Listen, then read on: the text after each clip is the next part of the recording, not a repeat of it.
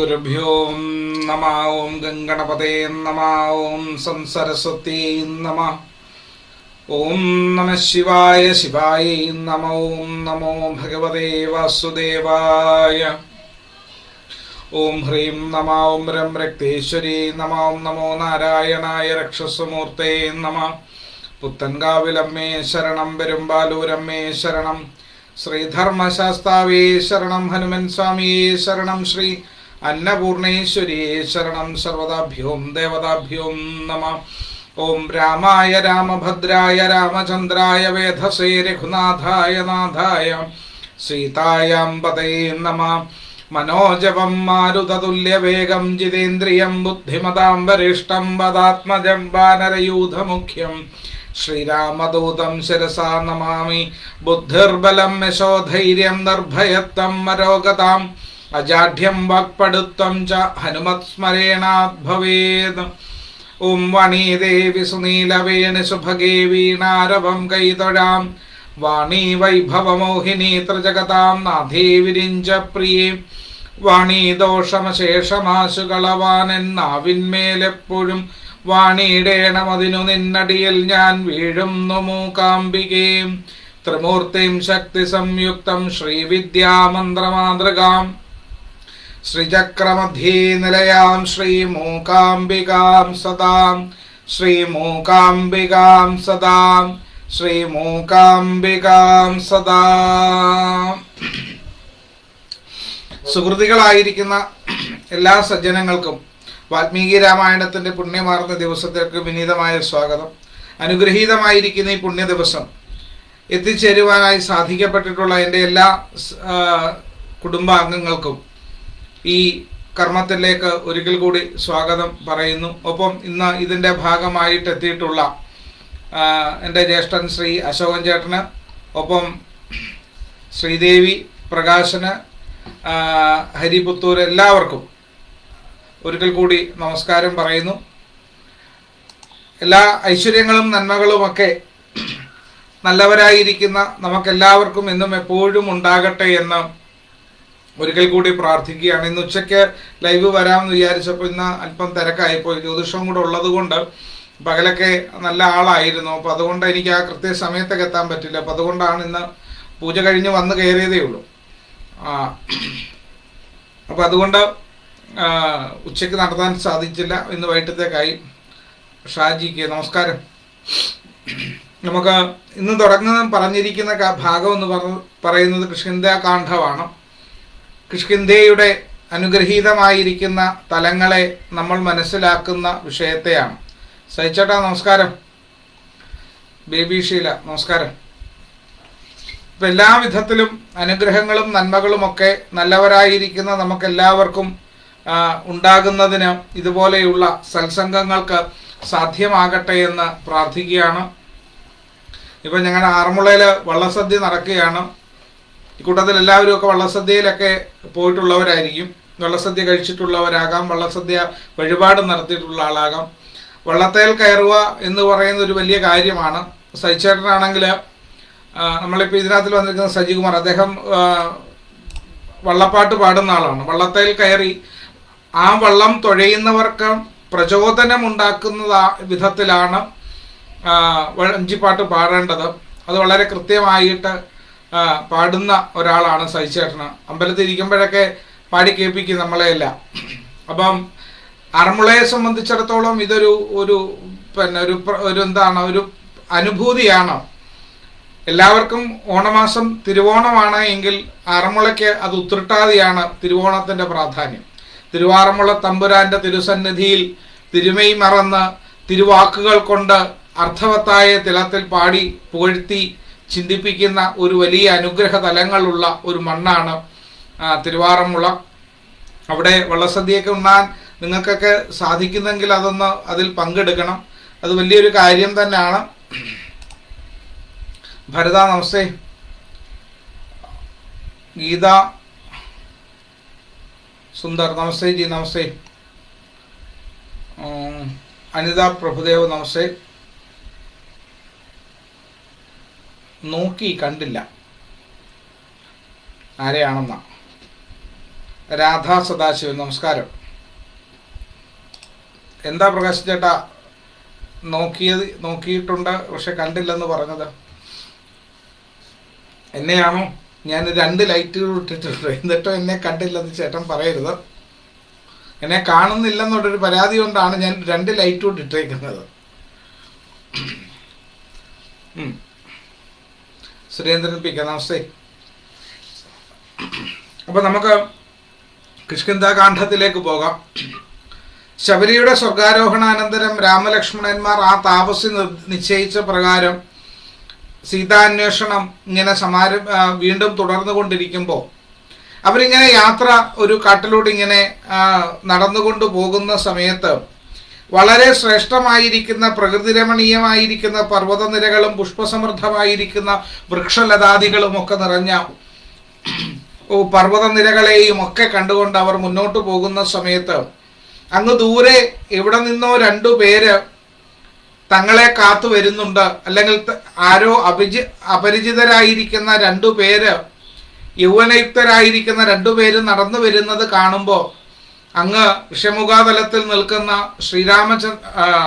സുഗ്രീവാദികളായിരിക്കുന്നവർ, സുഗ്രീവൻ തൻ്റെ പ്രധാനമന്ത്രിയായിരിക്കുന്ന അജിതേ നമസ്തേ, ദിനേശ് ദിവാകരൻ നമസ്തേ, പറയുന്നുണ്ട് അവരാരാണ് എന്ന് അന്വേഷിച്ചിട്ട് വരണം എന്ന് പറയുന്നുണ്ട്.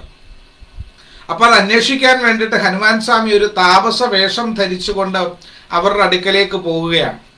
ഈ സമയത്ത് ശ്രീരാമചന്ദ്രൻ വളരെയധികം വിഷമത്തോടു കൂടിയിട്ട് പറയുന്നുണ്ട് ലക്ഷ്മണനോട്, ഒന്ന് നോക്കൂ ഈ കാനന ഭംഗി എത്ര ഭംഗിയുള്ളതാണ്. പക്ഷേ ഇതിലുണ്ടായിരിക്കുന്ന വൃക്ഷലതാദികളും ഇതിൽ ഓരോ ചെടികളിലുള്ള പൂക്കൾ കാണുമ്പോൾ എനിക്ക് എൻ്റെ ധർമ്മപത്നിയായിരിക്കുന്ന സീതയെ എനിക്ക് ഓർമ്മ വരുന്നു.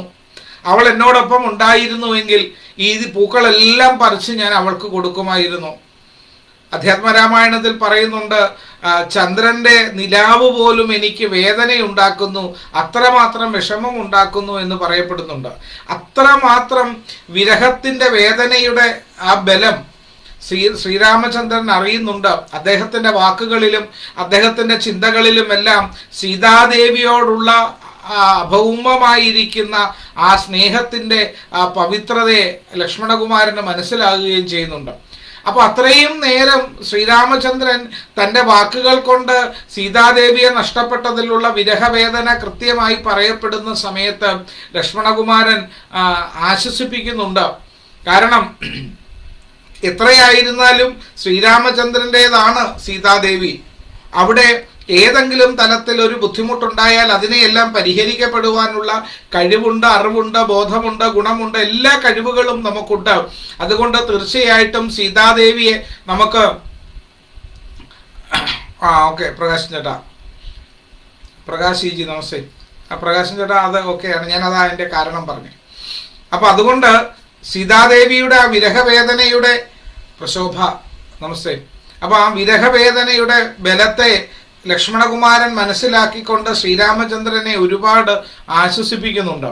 അപ്പൊ ഈ ആശ്വാസവചനങ്ങൾ എത്രയായിരുന്നാലും ശരി, നമ്മൾ ഒരു പരിധിക്കപ്പുറത്ത് വേദനിച്ചിരിക്കുമ്പോൾ എത്ര കാര്യമായിട്ടുള്ള സാന്ത്വന വാക്കുകൾ വന്നാലും നമുക്കത് പലപ്പോഴും അത് സ്വീകരിക്കപ്പെടാൻ സാധിക്കത്തില്ല.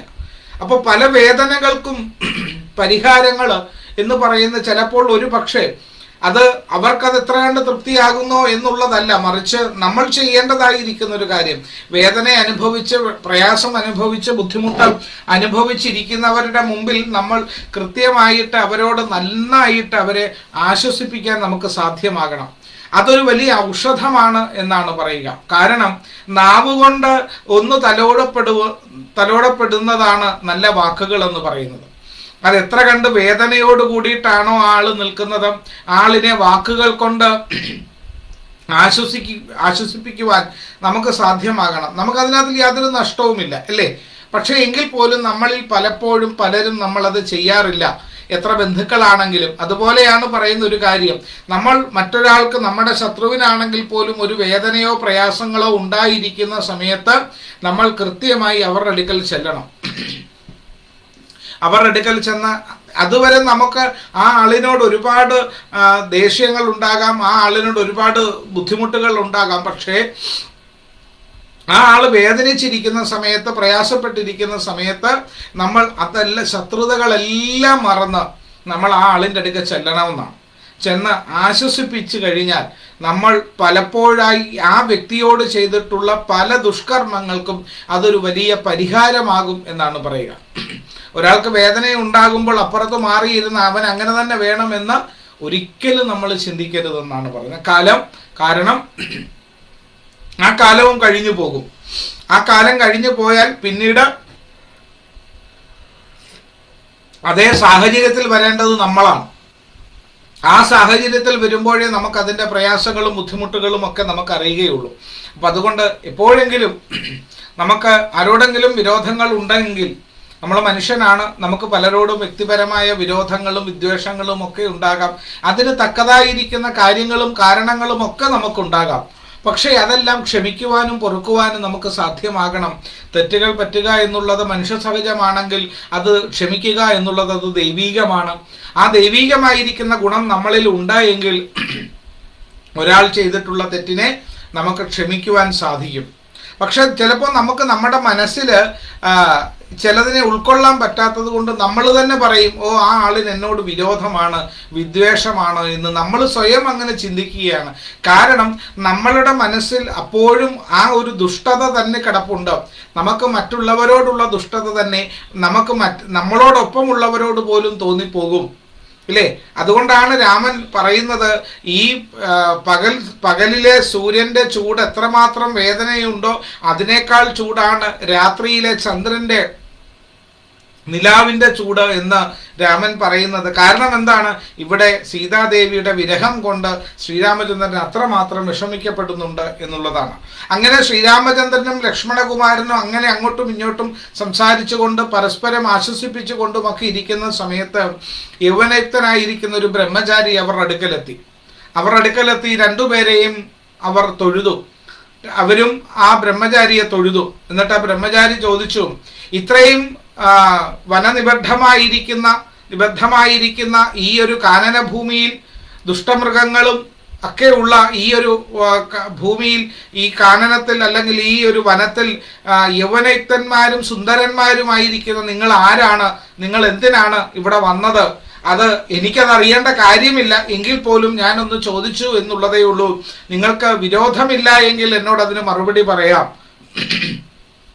അത് പറഞ്ഞപ്പോൾ ശ്രീരാമചന്ദ്രൻ ആ ആളിനോട് പറഞ്ഞു, ഞാൻ ദശരഥപുത്രനായിരിക്കുന്ന രാമനും ഇത് എൻ്റെ അനുജനായിരിക്കുന്ന ലക്ഷ്മണനുമാണ്. ഞങ്ങൾ 14 വർഷക്കാലം മാളു നമസ്തേ. അപ്പോൾ 14 വർഷക്കാലം ഗീതാജി നമസ്തേ. 14 വർഷക്കാലം കാനനവാസത്തിന് പോകേണ്ട കഥകളെല്ലാം ആ ബ്രഹ്മചാരിയെ ധരിപ്പിച്ചു. അപ്പോൾ പറഞ്ഞു, 13 വർഷക്കാലം ഞങ്ങൾ ഇവിടെ താമസിച്ചു. അപ്പോൾ ഇപ്പോഴിതാ ഇങ്ങനെ രാവണൻ തൻ്റെ ധർമ്മപത്നിയായിരിക്കുന്ന സീതാദേവിയെ കട്ടുകൊണ്ടുപോയിരിക്കുന്നു. വിനുകുമാർ നമസ്തേ. അപ്പോൾ അങ്ങനെ ഒരു പ്രയാസം ഉണ്ടായിരിക്കുന്ന സമയമാണ്. അപ്പോൾ ശബരിയുടെ ആശ്രമത്തിൽ ചെന്ന് കഴിഞ്ഞപ്പോൾ അവിടെ നിന്നും ഇവിടെ സുഗ്രീവാദികളുണ്ട്, ആ സുഗ്രീവാദികളുമായി സഖ്യം ചേരുന്നതിനായിട്ട് ഞങ്ങൾ വന്നതാണ് എന്ന് പറഞ്ഞു. അപ്പോൾ ഹനുമാൻ സ്വാമി തൊഴുകകളോടുകൂടി നിൽക്കുന്നത് കണ്ടിട്ട് ആ ശ്രീരാമചന്ദ്രൻ തൻ്റെ അടുത്ത് നിൽക്കുന്ന തൻ്റെ അനുജനായിരിക്കുന്ന ലക്ഷ്മണനോട് പറയുന്നുണ്ട്, ഇവന്റെ വാക്കുകൾ നീ ശ്രദ്ധിച്ചോ? ഇവനൊരു സാധാരണക്കാരനല്ല. ഇവന്റെ വാക്കിലുള്ള ആ ബലം, അവൻ വാക്കുകൾ പരസ്പരം ഉപയോഗിക്കുന്നതിലുള്ള ആ ബന്ധം എന്ന് ചിന്തിച്ചു നോക്കൂ. ഒരിടത്തും ഒരു അപശബ്ദങ്ങൾ പോലുമില്ല. ഒരു അപശബ്ദങ്ങളും ഇല്ലാതെ വളരെ കൃത്യമായിരിക്കുന്ന അർത്ഥസമ്പുഷ്ടമായിരിക്കുന്ന വാക്കുകൾ കൊണ്ട് വളരെ കൃത്യമായിട്ട് നമ്മളെ മനസ്സിലാക്കുകയും ആ ആൾ ആരാണെന്ന് കൃത്യമായി നമ്മളെ ബോധിപ്പിക്കപ്പെടുകയും ചെയ്തു. ഇയാൾ നിസ്സാരക്കാരനല്ല, ഇവൻ ബ്രഹ്മചാരിയല്ല. അത് തന്നെയല്ല, അവന്റെ കർണകുണ്ഡലങ്ങൾ നോക്കൂ, അത് ഭഗവാനാൽ നിർമ്മിക്കപ്പെട്ട അനുഗ്രഹം കൊടുത്തതാണ്. അത് നഗ്നനേത്രങ്ങൾക്ക് സാധാരണക്കാർക്ക് കാണാൻ സാധിക്കുന്നില്ലെങ്കിലും നമുക്കത് കാണാൻ സാധിക്കുന്നുണ്ടല്ലോ എന്ന് പറയുന്നത് കേട്ടു ഹനുമാൻ സ്വാമിയും. ഹനുമാൻ സ്വാമി തൻ്റെ ആ ബ്രഹ്മചാരിയായിരിക്കുന്ന വേഷം മാറ്റി വെച്ചിട്ട് ആ ശ്രീരാമചന്ദ്രന്റെ മുമ്പിൽ ചെന്ന് അദ്ദേഹത്തിന്റെ പാദങ്ങളെ നമസ്കരിച്ചു. ലക്ഷ്മണകുമാരന്റെ പാദങ്ങളെ നമസ്കരിച്ചിട്ട് പറഞ്ഞു, ഞാൻ സുഗ്രീവന്റെ പ്രധാനമന്ത്രിയായിരിക്കുന്ന ഹനുമാനാണ്, അഞ്ജനേയ പുത്രനായിരിക്കുന്ന വായുപുത്രനായിരിക്കുന്ന രുദ്രാവതാരമായിരിക്കുന്ന ഹനുമാനാണ്. എൻ്റെ കർണകുണ്ഡലങ്ങളെ നിങ്ങൾക്ക് ദർശിക്കുവാൻ സാധിക്കുന്നുവെങ്കിൽ വളരെയധികം വിശേഷമായിരിക്കുന്ന കഴിവുള്ളതാണ്. പണ്ട് എനിക്കൊരു വരം കിട്ടിയിട്ടുണ്ട്. എൻ്റെ ഈ കർണകുണ്ഡലങ്ങൾ ആരാണോ കാണുന്നത്, ആ കാണുന്ന ആള് വളരെയധികം തേജസ്സുള്ള ആളാണെന്നും ആ ആളിനെ ശിഷ്ടകാലം മുഴുവൻ ഞാൻ ഭജിച്ച് ജീവിക്കണമെന്നും എന്നോട് പറയുകയുണ്ടായി. അപ്പൊ അതുകൊണ്ട് വളരെ കൃത്യമായിട്ട് ഞാൻ അങ്ങയെ നമസ്കരിക്കുന്നു, അങ്ങയുടെ ദാസനായി മാറുവാൻ എന്നെ അനുവദിക്കണം എന്ന് പറഞ്ഞു. അപ്പൊ അത് പറഞ്ഞു കഴിഞ്ഞപ്പോഴുണ്ട് ഉടൻ തന്നെ ശ്രീരാമചന്ദ്രൻ പറഞ്ഞു, അങ്ങനെയെങ്കിൽ സുഗ്രീവന്റെ അടുക്കലേക്ക് ഞങ്ങളെ കൊണ്ടുപോകണം. അപ്പൊ ഹനുമാൻ സ്വാമി പറഞ്ഞു, അതിനെന്താ, നിങ്ങൾ രണ്ടുപേരും എൻ്റെ ചുമലിലേക്ക് കയറിക്കോളൂ. ഇപ്പൊ ശ്രീരാമൻ പറഞ്ഞു അത് വേണ്ട. അപ്പൊ പറഞ്ഞു ഹനുമാൻ സ്വാമി പറഞ്ഞു, അതല്ല, ഞാൻ ഭാഗ്യമുള്ളവനാണെന്ന് ഞാൻ കരുതുന്നു. എങ്ങനെ? നിങ്ങൾ രണ്ടുപേരും എൻ്റെ ചുമലിലേക്ക് ഇരുന്ന് കഴിഞ്ഞാൽ നമ്മളുടെ യാത്ര വളരെ എളുപ്പമാകുകയും നിങ്ങൾ ഇത്രയും കാലം നടന്ന് ക്ഷീണിച്ച് ബുദ്ധിമുട്ടോടുകൂടി വരുന്ന നിങ്ങൾക്ക് അതൊരു ആശ്വാസം കൂടിയാകുകയും ചെയ്യും. ആ സ്മരണയോടുകൂടി നിങ്ങൾ എൻ്റെ ചുമലിലേക്ക് കയറൂ. എനിക്ക് വളരെ നിസ്സാരമായി നിങ്ങളെ കൊണ്ടുപോകാൻ സാധിക്കും. എൻ്റെ വാക്കുകൾ തർക്കമില്ലാതെ തന്നെ, അതിനൊരു തടസ്സമില്ലാതെ തന്നെ അത് സ്വീകരിക്കപ്പെടണം എന്ന് ഹനുമാൻ സ്വാമി വീണ്ടും വീണ്ടും ശ്രീരാമചന്ദ്രനോട് അപേക്ഷിച്ചു. ഹനുമാൻ സ്വാമിയുടെ അപേക്ഷ നിരസിക്കുവാൻ ഉത്തമ ഭക്തദാസനായിരിക്കുന്ന ശ്രീരാമചന്ദ്രന് സാധിക്കാതെ വന്നു. അദ്ദേഹം ഹനുമാൻ സ്വാമി പറഞ്ഞതുപോലെ രണ്ടുപേരും ഹനുമാൻ സ്വാമിയുടെ ചുമലിൽ കയറിയിരുന്നു. രണ്ടുപേരെയും കൊണ്ട് ആ സുഗ്രീവന്റെ അടുക്കലേക്ക് വന്നപ്പോൾ അങ്ങ് ദൂരെ നിന്ന് ഹനുമാൻ സ്വാമി ഇവരെ രണ്ടുപേരെയും കൂടി കൊണ്ടുവരുന്നത് കണ്ടപ്പോൾ സുഗ്രീവന് മനസ്സിലായി, ഈ വരുന്നത് തനിക്ക് സൗഹൃദത്തിനുള്ള മിത്രങ്ങളായിരിക്കുന്നവരാണ്. അവർ വന്നു കഴിഞ്ഞ് അവർ പരസ്പരം പരിചയപ്പെട്ടു. തൻ്റെ വർത്തമാനങ്ങളെല്ലാം ശ്രീരാമചന്ദ്രൻ വേദനയോടുകൂടി നിറകണ്ണുകളോടുകൂടി സുഗ്രീവാദികളെ അറിയിച്ചു. അവിടെ ഉണ്ടായിരുന്ന ജാമ്പവാൻ തുടങ്ങിയിട്ടുള്ള അനവധി മന്ത്രിമാരുണ്ട്, അവരെല്ലാവരും കേട്ടു. അപ്പോൾ സുഗ്രീവനോട് പറഞ്ഞു, ശബരിയാണ് എന്നോട് പറഞ്ഞത്, നിങ്ങളിൽ നിന്നും സഹായം സ്വീകരിച്ചാൽ ഇതിൽ നിന്നൊരു മുക്തി ഉണ്ടാകാൻ സാധിക്കും. അതുകൊണ്ട് എത്രയും വേഗം അങ്ങ് എന്നെ അനുഗ്രഹിക്കണം, അതിന് വേണ്ടുന്ന സൗകര്യങ്ങളും സഹായങ്ങളും ചെയ്തു തരണം.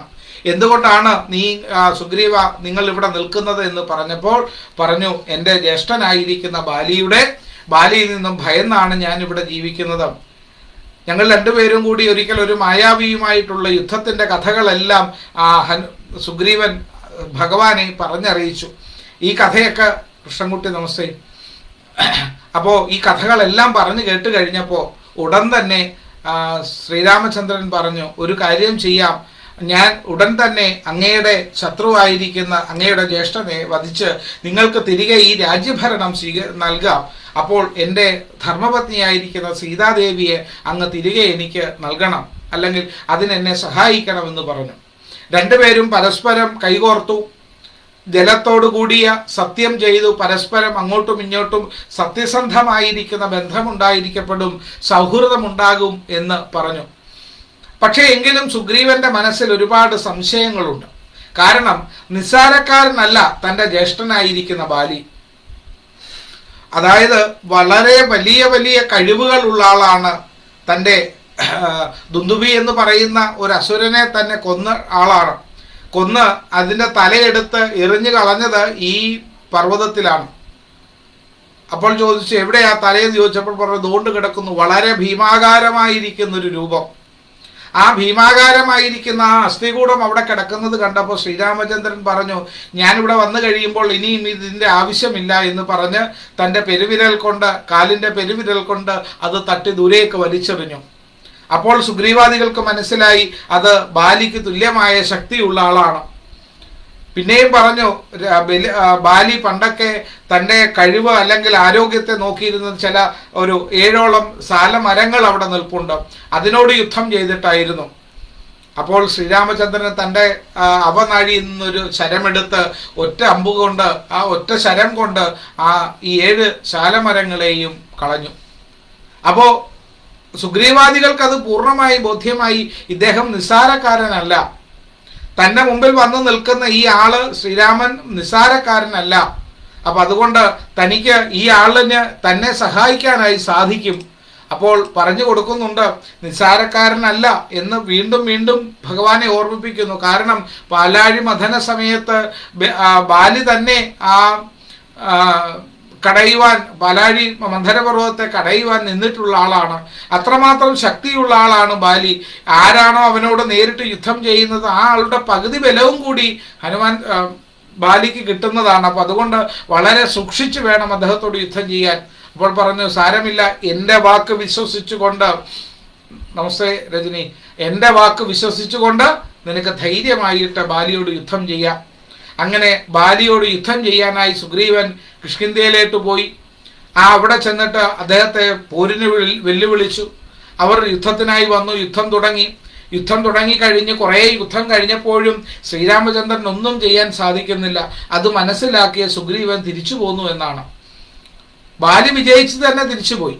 സുഗ്രീവൻ നിറകണ്ണുകളോടുകൂടി ഭഗവാന്റെ അടുക്കൽ വന്നിട്ട് പറഞ്ഞു, തൻ്റെ ശരീരം മുഴുവൻ വേദന കൊണ്ട് മരണത്തെ കണ്ടുകൊണ്ടിരിക്കുന്ന അവസ്ഥയാണ്. ഇങ്ങനെ പോയി ഞാൻ അടിമേടിക്കാനായിട്ട് അങ്ങ് എന്നോട് ഇത് പറയരുതായിരുന്നു. വിശ്വാസവഞ്ചനയാണോ അങ്ങ് ചെയ്തത് എന്ന് പറഞ്ഞപ്പോൾ ശ്രീരാമചന്ദ്രൻ പറഞ്ഞു, അത് എൻ്റെ ഭാഗത്തെ ഒരു തെറ്റാണ്. കാരണം ഒരമ്മയുടെയും രണ്ടച്ഛൻ്റെയും മക്കളാണ് നിങ്ങൾ.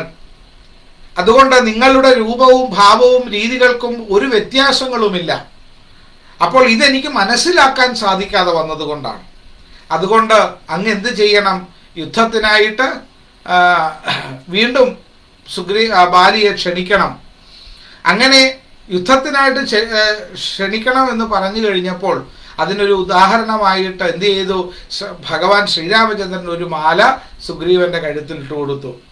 അപ്പോൾ അങ്ങനെ യുദ്ധം ചെയ്യാനായിട്ട് പോകുമ്പോൾ ഒരു കഥ പറയുന്നുണ്ട്.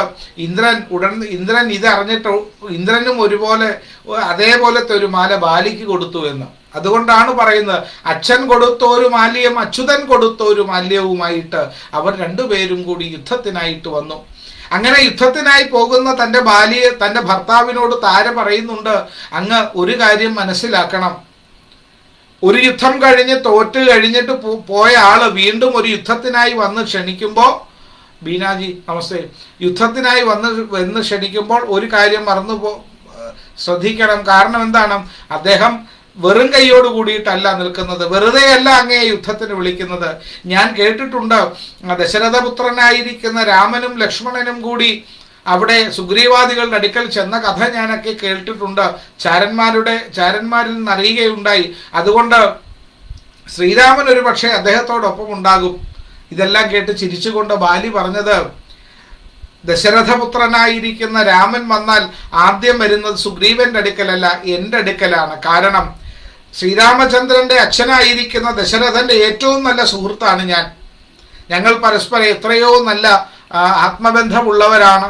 അതുതന്നെയല്ല, ശ്രീരാമചന്ദ്രൻ മഹാവിഷ്ണുവിൻ്റെ തിരു അവതാരമാണ്. ആ മഹാവിഷ്ണുവിന് എന്നെ നന്നായി അറിയാവുന്നത് കൊണ്ട് ഒരിക്കലും സുഗ്രീവന്റെ അടുക്കലല്ല പോകുന്നത്, എൻ്റെ അടുക്കലാണ് വരുന്നത്. അതുകൊണ്ട് എനിക്കതിൽ ഭയമില്ല. യുദ്ധത്തിനായി ഒരാൾ വന്ന് ക്ഷണിക്കുമ്പോൾ കാരണങ്ങൾ പലത് പറഞ്ഞ് അതിൽ നിന്ന് ഒഴിവാകുന്നത് പൗരുഷമുള്ള ആണിന് ചേർന്നതല്ല. അതുകൊണ്ട് ഞാൻ യുദ്ധത്തിനായിട്ട് തന്നെ ഞാൻ തയ്യാറാകുന്നു എന്ന് പറയുന്നു.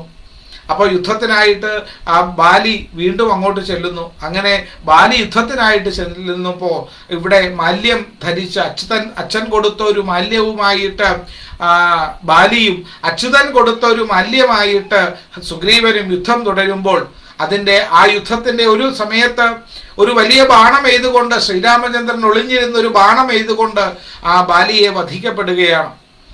ബാലിയുടെ മാറിടത്തിലേക്ക് ഒരു വലിയ അമ്പ് വന്നു കഴിഞ്ഞപ്പോൾ ബാലി ഭഗവാനെ കണ്ടിട്ട് ചോദിച്ചു, അല്ലയോ ഭഗവാനെ, അങ്ങ് എന്തിനാണ് ഇങ്ങനെ ഒരു കടുങ്കൈ ചെയ്തത്? എൻ്റെ പ്രിയ സുഹൃത്തായിരിക്കുന്ന ദശരഥന്റെ മകനായിരിക്കുന്ന അങ്ങ് എനിക്ക് മകന് തുല്യനാണ്. അങ്ങേക്ക് എന്തെങ്കിലും ഒരു ആവശ്യം രാവണന്റെ അടുക്കൽ നിന്നും അങ്ങയുടെ ധർമ്മപത്നിയെ കൊണ്ടുവരണമെങ്കിൽ ഞാൻ ഒറ്റൊരാൾ വിചാരിച്ചാൽ മതിയായിരുന്നു. എത്രയോ ദിവസം എൻ്റെ വാലിൽ കിടന്നുകൊണ്ട് ഈ കടലുകൾ മുഴുവൻ മുങ്ങിക്കടന്ന ആളാണ് രാവണൻ. അപ്പോൾ എന്നെ സംബന്ധിച്ചിടത്തോളം എനിക്കൊരു വളരെ നിസ്സാരമായിരിക്കുന്ന ഒരു കാര്യമേ ഉണ്ടായിരുന്നുള്ളൂ. അങ്ങ് എന്തിനാണ് ഈ അധർമ്മം ചെയ്തത് എന്ന് ബാലി ചോദിക്കുമ്പോൾ ബാലിയുടെ ഭാര്യയായിരിക്കുന്ന താരയും ഭഗവാനോട് ചോദിക്കുന്നു, അങ്ങ് ദുഷ്ടയാണെങ്കിൽ പോലും ഒരു സ്ത്രീയെ കൊന്ന ആളാണ് താടകെ. അതുപോലെ തന്നെ രണ്ടുപേർ തമ്മിൽ യുദ്ധം ചെയ്യുന്ന സമയത്ത് അപ്പുറത്ത് മാറി നിന്നുകൊണ്ട് ഒരു ദുഷ്ടനായി ഒരു കള്ളനെ പോലെ അങ്ങ് ബാലിയെ അമ്പ ചെയ്തത് ഒട്ടും ശരിയായിട്ടില്ല. ഇതാണോ സൂര്യവംശത്തിന്റെ പാരമ്പര്യം? അതുകൊണ്ട് അങ്ങ് ചെയ്തത് വളരെയധികം തെറ്റായ കാര്യമാണ് എന്ന് പറഞ്ഞു. പ്രസന്നാജി നമസ്തേ. അപ്പോൾ ഇത് പറഞ്ഞു കേട്ട് കഴിഞ്ഞപ്പോഴേക്കും ശ്രീരാമചന്ദ്രൻ പറഞ്ഞു, ഏത് കാര്യങ്ങൾ ചെയ്യുന്നതിനും അതിനൊരു കാരണമുണ്ടാകും. ഇവിടെ സംഭവിക്കപ്പെട്ടതിൻ്റെ സത്യസന്ധമായിരിക്കുന്ന കാര്യങ്ങൾ മനസ്സിലാകാതിരുന്ന ആളാണ് ബാലി. ഒന്ന് ആലോചിക്കണം, ഈ ലോകത്തിൽ ഏറ്റവും പവിത്രമായിരിക്കുന്നത് മാതൃത്വത്തിനോടുള്ള ബന്ധമാണ്. ഗീതാജി നമസ്തേ. മാതൃത്വത്തിനോടുള്ള ബന്ധമാണ്. പിന്നെ അരുണനായിരിക്കുന്ന അമ്മ അരുണൻ എന്ന അമ്മ ബാലി സുഗ്രീവാദികളെ പ്രസവിച്ചു കഴിഞ്ഞപ്പോൾ സൂര്യനോടൊപ്പം അരുണൻ പോയി കഴിഞ്ഞപ്പോൾ നോക്കാൻ ഏൽപ്പിച്ചത് അഹല്യയാണ്. ആ അഹല്യാദേവി ഇവരെ രണ്ടുപേരെയും നന്നായി വളർത്തിയിട്ടാണ് ജാമ്പവാൻ കൊണ്ടുപോയി ഇവരെ കൊട്ടാരത്തിൽ ഏൽപ്പിക്കപ്പെടുന്നത്, വാനരന്മാരുടെ രാജാവാക്കി മാറ്റുന്നത്. ആ അഹല്യയ്ക്ക് ശാപം കിട്ടി ഒരു കല്ലായി കിടന്നപ്പോൾ ഇത്രയും കാലവും ഒരമ്മയായി നിന്നുകൊണ്ട് നിന്നെ നോക്കിയ ആളാണ് ആ അഹല്യാദേവി. ആ അഹല്യാദേവി ഒരു കല്ലായി കിടന്നപ്പോൾ ഒരു നിമിഷമെങ്കിലും നീ അവിടെ പോയിരുന്നുവെങ്കിൽ, ആ അമ്മയെ ഒന്ന് കാണാൻ പോകാതിരുന്ന നിന്നിൽ എന്ത് ധർമ്മമാണുള്ളത്? ഏത് വിധത്തിലുള്ള ധർമ്മമാണ്? അത് തന്നെയല്ല, സ്വന്തം അനുജന്റെ ഭാര്യയായിരിക്കുന്ന രുക്മയെ നിന്റെ ഭാര്യയായി ബലപ്രയോഗത്തിലൂടെ നിന്റേതാക്കി മാറ്റി. നമ്മളുടെ പെൺമക്കള്, പുത്രന്റെ ഭാര്യ, അതുപോലെ തന്നെ സഹോദരന്റെ ഭാര്യ, അതുപോലെ തന്നെ സ്വന്തം അമ്മ, ഇങ്ങനെയുള്ളവരോട് എപ്പോഴും നമ്മൾ ഒരേ ബഹുമാനത്തോടു കൂടി നിൽക്കേണ്ടതാണ്. വലിയകുന്നം പുഷ്പവുമാണ് നമസ്തേ. അപ്പൊ അതുകൊണ്ട് ഇതിൽ നിന്നെല്ലാം അധർമ്മിയായി മാറ്റപ്പെട്ട ആളാണ് നീ. അത് തന്നെയല്ല, നിങ്ങൾക്ക് രണ്ടുപേർക്കും തുല്യമായ അവകാശമുള്ളതാണ് ഈ രാജ്യം. അതുകൊണ്ട് നിനക്ക് വേണ്ടിയിട്ട് നീ മാറി നിൽക്കുകയും, പ്രദീപ് ടി പി നമസ്തേ, നിനക്ക് വേണ്ടിയിട്ട് ഈ സുഗ്രീവന്റെ കൂടി രാജ്യം നിന്റേതാക്കി മാറ്റപ്പെട്ടുകൊണ്ട് എന്നും നീ പലപ്പോഴും കടലിൽ കുളിക്കാൻ പോകുന്ന സമയത്ത് സുഗ്രീവന്റെ തലയിൽ ചവിട്ടി വേദനിപ്പിച്ചിട്ടാണ് പോകുന്നത്. ദുഷ്ടനായിട്ട് എത്ര വലിയ ശത്രുക്കളാണെങ്കിൽ പോലും നിസ്സഹായതയോടുകൂടി നിൽക്കുന്ന ഒരാളെ നമ്മൾ വാക്കുകൊണ്ടോ ചിന്തകൾ കൊണ്ടോ പ്രവർത്തികൾ കൊണ്ടോ വേദനിപ്പിക്കരുതെന്നാണ്. അങ്ങനെ വേദനിപ്പിക്കപ്പെടുന്നവൻ അവൻ അധർമ്മിയാണ് എന്നുള്ളതാണ്. ആ അധർമ്മിയായിരിക്കുന്ന നിനക്ക് ഇങ്ങനെ മരണം സംഭവിക്കപ്പെടുകയുള്ളൂ. അങ്ങനെ ബാലിയുടെ മരണം കഴിഞ്ഞ് യഥോചിതമായിരിക്കുന്ന വീരോചിതമായിരിക്കുന്ന സംസ്കാര ചടങ്ങുകളെല്ലാം കഴിഞ്ഞ് സുഗ്രീവനെ രാജാവായി അഭിഷേകം ചെയ്തു. ബാലിയുടെ മകനായിരിക്കുന്ന അംഗദനെ അവിടുത്തെ യുവരാജാവായി അഭിഷേകം ചെയ്തു. പിന്നെ ബാലിയുടെ ഭാര്യയായിരിക്കുന്ന താരെ രാജമാതാവായി അഭിഷേകം ചെയ്തു. രുക്മയെ രാജ്ഞിയായിട്ട് അഭിഷേകം ചെയ്തു. അങ്ങനെ എല്ലാവരും നിൽക്കുന്ന ആ സമയമാണ് അവിടെ വർഷക്കാലമാകുകയും കോരിച്ചൊരിയുന്ന മഴയിലും അവിടുത്തെ കുളങ്ങളും പുഴകളും എല്ലാം നിറഞ്ഞു കവിഞ്ഞു പോയി. കുറേ കാലം എല്ലാവരും ക്ഷമയോടുകൂടി കാത്തിരുന്നു. ആ വർഷക്കാലം പോയി കഴിഞ്ഞപ്പോൾ ഒരു ദിവസം അതിരാവിലെ ഹനുമാൻ സ്വാമി സുഗ്രീവന്റെ അടുക്കൽ ചെല്ലുന്നുണ്ട്. സുഗ്രീവന്റെ അടുക്കൽ ചെന്നിട്ട് പറയുന്നുണ്ട്, ഞാൻ അങ്ങയോട് ഒരു കാര്യം ചോദിക്കട്ടെ. അങ്ങ് വളരെയധികം അങ്ങ് വാക്ക് കൊടുത്ത കാര്യം മറന്നുപോയിക്കൊണ്ട് സുഖലോലുപതയിൽ അങ്ങ് പലതും മറന്നു കിടക്കുന്ന ഒരാളാണെന്ന് എനിക്ക് തോന്നുന്നു. എന്താണ് ഹനുമാനെ കാര്യമെന്ന് ചോദിച്ചപ്പോൾ പറഞ്ഞു, നമ്മൾ വാക്ക് കൊടുത്തതല്ലേ ശ്രീരാമചന്ദ്രന്? അപ്പോൾ ആ വാക്ക് പാലിക്കുവാൻ നമുക്ക് അധികാരമുണ്ട്. നമ്മൾ അതിനു വേണ്ടിയിട്ട് പ്രതിജ്ഞാബദ്ധരാണ്. ശ്രീരാമചന്ദ്രൻ താൻ പറഞ്ഞ വാക്ക് പാലിക്കപ്പെട്ടു കഴിഞ്ഞു. ഇനി നമ്മളാണ് വാക്ക് പാലിക്കേണ്ടത്. അപ്പോൾ സുഗ്രീവൻ പറയുന്നുണ്ട്, അവർ മനുഷ്യരല്ലേ, മനുഷ്യന്റെ കാര്യം അവർ നോക്കട്ടെ, നമ്മൾ വാനരന്മാരല്ലേ, നമുക്ക് നമ്മുടെ കാര്യം നോക്കിയാൽ പോരെ. ഹനുമാൻ സ്വാമി പറഞ്ഞു, തെറ്റാണ് ആ ചിന്ത. അഹമ്മദാബാദിൽ നറോഡ അയ്യപ്പ ക്ഷേത്രത്തിനടുത്താണ് താമസിക്കുന്നത്. ഓ ആയിക്കോട്ടെ, അവിടെ പണ്ട് കുട്ടിഭായി ഒക്കെ ഉണ്ടായിരുന്നില്ലേ? കുട്ടിഭായി മരിച്ചു പോയെന്ന് തോന്നുന്നു. നവീനും അഭിലാഷും ഒക്കെ എൻ്റെ നല്ല സുഹൃത്തുക്കളാണ്. നവമി, ഇവരൊക്കെ എൻ്റെ സുഹൃത്തുക്കൾ. ഇപ്പോഴും ഇടയ്ക്കിടയ്ക്ക് വിളിക്കാറുണ്ട്, സംസാരിക്കാറൊക്കെ ഉണ്ട് അവരെല്ലാം. നവീനും നവമിയും അഭിലാഷും ഒക്കെ ആ കുറേ നാളിൽ നിങ്ങളെല്ലാം വളരെ വലിയ സൗഹൃദത്തോടു കൂടി എന്നും ഒരുമിച്ച് പല ദിവസങ്ങളിലും എനിക്ക് അവിടെ നിന്നായിരുന്നു ഭക്ഷണമൊക്കെ കൊണ്ടു തന്നുകൊണ്ടിരുന്നത്. നല്ല ആത്മബന്ധമുള്ളതാണ്. ഇപ്പോഴും വിളിക്കാറുണ്ട്, സംസാരിക്കാറുണ്ട്. തീർച്ചയായിട്ടും നവീനയോ നവമിയോ അഭിലാഷ് പുറത്താണെന്ന് തോന്നുന്നു, കണ്ടാൽ അന്വേഷണം അറിയിക്കുക. അപ്പോൾ അങ്ങനെ വളരെയധികം ബലത്തോടു കൂടി തൻ്റെ വളരെ ശക്തമായ തൻ്റെ വാക്കുകൾ കൊണ്ട് ഹനുമാൻ സ്വാമി ആ തെറ്റ്, താൻ ചെയ്തിരിക്കുന്ന തെറ്റിനെ കൃത്യമായി മനസ്സിലാക്കി കൊടുത്തു. സുഗ്രീവന്റെ തെറ്റിനെ കൃത്യമായി ഹനുമാൻ സ്വാമി പറഞ്ഞു മനസ്സിലാക്കി കൊടുത്തു കഴിഞ്ഞപ്പോൾ സുഗ്രീവൻ ആ സിംഹാസനത്തിൽ നിന്ന് എഴുന്നേറ്റ് വന്ന് ഹനുമാൻ സ്വാമിയുടെ കയ്യിൽ പിടിച്ചിട്ട് പറഞ്ഞു, നിന്നെ പോലൊരു മന്ത്രി എനിക്കുള്ളപ്പോൾ ഞാൻ എന്തിനി ഭയക്കണം? എന്തുകൊണ്ട് ഞാൻ നല്ല കാര്യങ്ങൾ ചെയ്യാൻ മടിച്ചു നിൽക്കണം? അതാണ് യഥാർത്ഥത്തിൽ വേണ്ടത്. ഒരാൾ ഒരു തെറ്റ് ചെയ്യുമ്പോൾ ആ ചെയ്യുന്ന തെറ്റിനെ കൃത്യമായി പറഞ്ഞ് മനസ്സിലാക്കി ബോധിപ്പിച്ച് ശരി എന്താണെന്ന് പറഞ്ഞു കൊടുക്കാൻ നമുക്ക് സാധിക്കണം.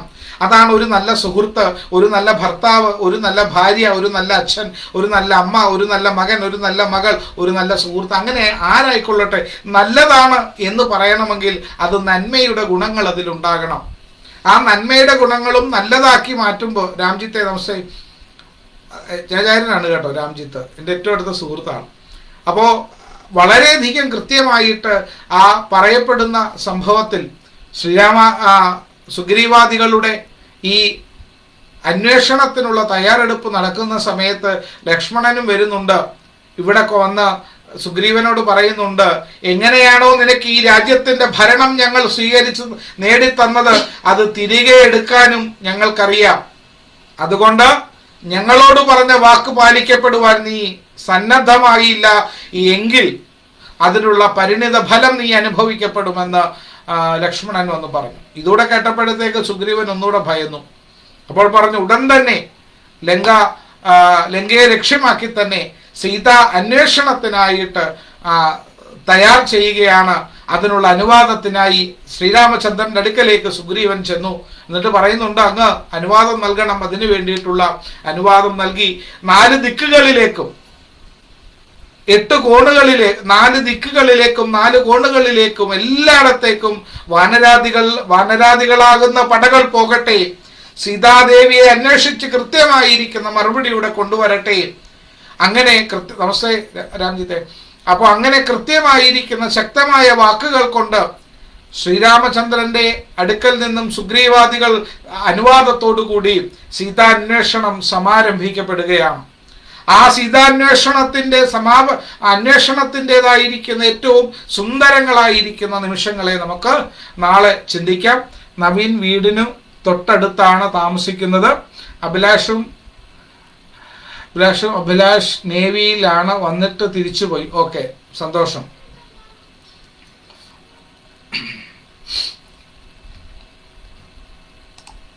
അവിടെ പണ്ടൊരു പൊന്നമ്മയെന്ന് പറഞ്ഞൊരു അമ്മയുണ്ടായിരുന്നു, നന്നായി വായിക്കുന്നേ. ഇപ്പോൾ ഉണ്ടോയെന്ന് അറിയില്ല.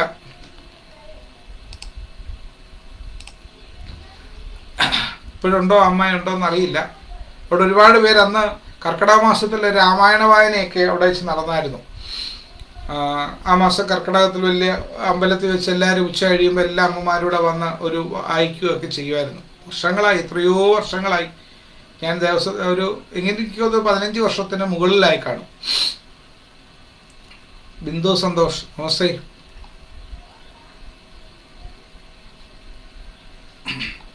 അപ്പൊ അതുകൊണ്ട് സീതാന്വേഷണ കഥകളുടെ പവിത്രമായിരിക്കുന്ന ഗുണങ്ങളെ നമുക്ക് നാളെ ചിന്തിക്കാം. എല്ലാവർക്കും എല്ലാവിധത്തിലുള്ള നന്മകളും അനുഗ്രഹങ്ങളും ഗുണങ്ങളും ജഗദീശ്വരനും ജഗദീശ്വരിയും നൽകട്ടെ എന്ന് പ്രാർത്ഥിക്കുന്നു. വള്ളസദ്യ കഴിച്ചതിന് ചോദിച്ചിട്ട് ആരും ഒന്നും പറഞ്ഞില്ല. 1-2 പേർക്കൊക്കെ വേണമെങ്കിൽ വള്ളസദ്യക്കുള്ള സൗകര്യം നമ്മൾ ചെയ്തു കൊടുക്കാം. ആരെങ്കിലും ഉണ്ടെങ്കിൽ അത് അറിയിക്കുക. അറിയിച്ചാൽ നമ്മുടെ കുടുംബത്തിലെ അംഗങ്ങളല്ലേ, അപ്പോൾ അവർക്ക് ഏതെങ്കിലും വള്ളസദ്യ കഴിച്ചിട്ടില്ലാത്തവരുണ്ടെങ്കിൽ അതിന് വേണ്ടുന്ന സൗകര്യം ചെയ്തു കൊടുക്കാം. ഇപ്പോഴും ഉണ്ട്. ഓക്കെ, അപ്പോൾ കണ്ടാൽ എൻ്റെ അന്വേഷണം അറിയിക്കുക, തിരക്കിയെന്ന് പറയുക. എന്നെ പറഞ്ഞ് നന്നായിട്ട് അറിയാം. അപ്പോൾ അതുകൊണ്ട് അന്വേഷണം അറിയിക്കുക. സുരേഷ് കുമാർ നമസ്കാരം. അപ്പോൾ അതുകൊണ്ട് നമുക്കിനി നാളെ സീതാന്വേഷണം എന്ന് പറയുന്ന വിഷയത്തിലേക്ക് നമുക്ക് പോകാം. എല്ലാ കർമ്മങ്ങളും നന്മയുടെ തലങ്ങളായിട്ട് മാറട്ടെ എന്നൊരിക്കൽ കൂടി പ്രാർത്ഥിക്കുന്നു. എല്ലാവർക്കും എല്ലാവിധത്തിലുള്ള ഐശ്വര്യങ്ങളും നന്മകളും ഉണ്ടാകട്ടെ എന്നൊരിക്കൽ കൂടി പ്രാർത്ഥിക്കുന്നു. എല്ലാവർക്കും ഒരു നല്ല ശുഭരാത്രി കൂടി നേരുന്നു. നമസ്കാരം.